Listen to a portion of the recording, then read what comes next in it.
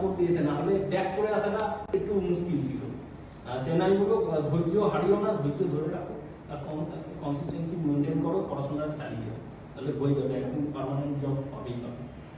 শুধু তাই নয় যে এখানে এরকম ব্যাপার নয় যে ও এখানে কন্টিনিউ করছে বলেই তার সঙ্গে কথা বলবো, কিন্তু এখানে অনেকদিনই আসতো না, কিন্তু আমরা যে যেখানে পেরেছি ওকে ধরে তুলে এনেছি এরকম ব্যাপার। এই চলো, এই হচ্ছে ব্যাপার। বা ও যখন কোনো দরকার আছে আমাদের সঙ্গে গল্প করার জন্য, কথা বলার জন্য, সাজেশন দেওয়ার জন্য অবশ্যই আমরা সাপোর্ট দিয়ে গেছি মেন্টালি।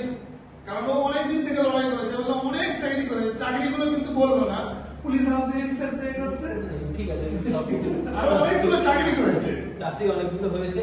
ইভেন আরেকটা জানেন না, আমার এতেও হয়েছিল, গ্যারান্টি সিগনেচার হয়েছিল, যেটা হলদিয়াতে রয়েছে, ওটাতে জুনিয়র ইঞ্জিনিয়ার হয়েছিল।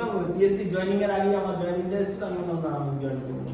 ওটা সেন্টারে ছিল, ওটা কন্ট্রাকচুয়াল ছিল, সেন্ট্রালের কন্ট্রাকচুয়াল, সেন্ট্রাল কন্ট্রাকচুয়াল করে দিয়েছে, ওটা তো হয়েছিল। আচ্ছা, তাহলে কন্ট্রাকচুয়ালে কি কি জব হয়েছিল একটু শুনুন, মিলিয়ে দিই। কন্ট্রাকচুয়ালে পুলিশ হাউসিং হয়েছিল, পুলিশ হাউসে হয়েছিল, তারপর পুলিশ ওয়েবেলের থ্রু দিয়ে পিএইচডি তে ছিল, ওখানে কাজ করেছি।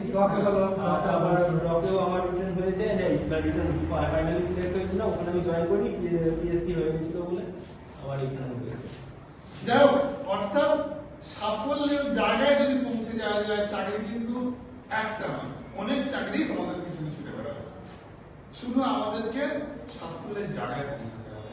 আর একটা আমার এই ছোট্ট ভাই, আমার কলিগ, এখন I am also engineer, he also engineer, I consider he is also my colleague.